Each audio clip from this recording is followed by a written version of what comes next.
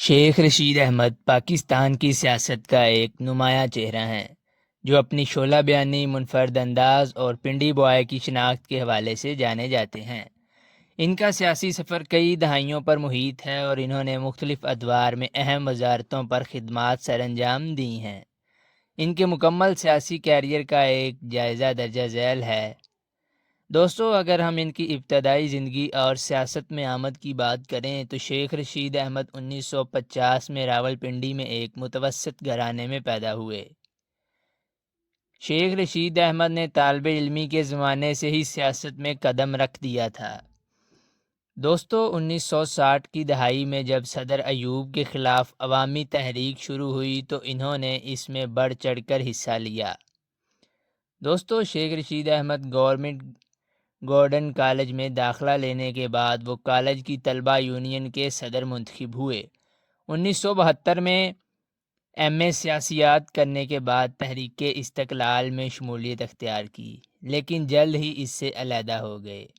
قومی اسمبلی میں نمائندگی اور وزارتوں کی بات کریں تو 1984 میں بلدیاتی کونسل کے رکن منتخب ہوئے۔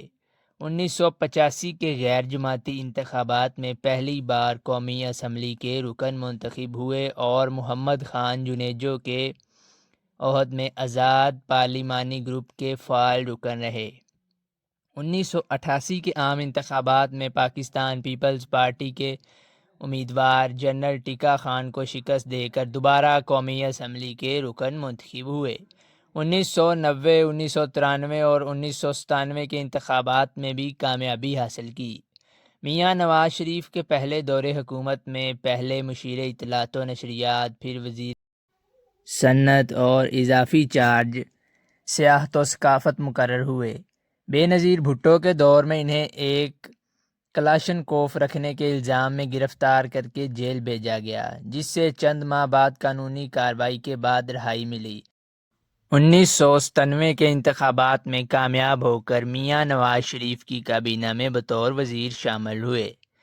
دوستو، مشرف دور اور عوامی مسلم لیگ کے قیام کی بات کریں تو 2002 میں پرویز مشرف کی چھتری تلے ہونے والے انتخابات میں آزاد حیثیت سے کامیاب ہوئے اور بعد میں مسلم لیگ کاف میں شمولیت اختیار کر لی۔ دوستو، اس دور میں وہ پہلے وزیر اطلاعات اور پھر وزیر ریلوے بنے۔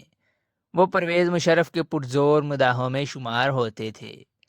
دوستو، 2008 کے انتخابات میں مخدوم جاوید ہاشمی کے ہاتھوں شکست کھائی۔ 2008 میں مسلم لیگ کاف سے علیحدہ ہو کر اپنی جماعت عوامی مسلم لیگ کی بنیاد رکھی۔ دوستو، تحریک انصاف کے ساتھ اتحاد اور حالیہ دور کی بات کریں تو 2010 میں سیاست میں دوبارہ سرگرم ہوئے اور پنڈی کے حلقے سے ضمنی انتخابات میں حصہ لیا۔ دوستو، 2013 اور 2018 کے انتخابات میں بھی کامیابی حاصل کی۔ 2018 میں پاکستان تحریک انصاف کی حمایت پر وزیر اعظم عمران خان کی کابینہ پر میں وزیر ریلوے کا قلمدان سونپا گیا۔ 11 نومبر 2020 کو انہیں وزیر ریلوے کے عہدے سے ہٹا کر وزیر داخلہ کا قلمدان سونپا گیا۔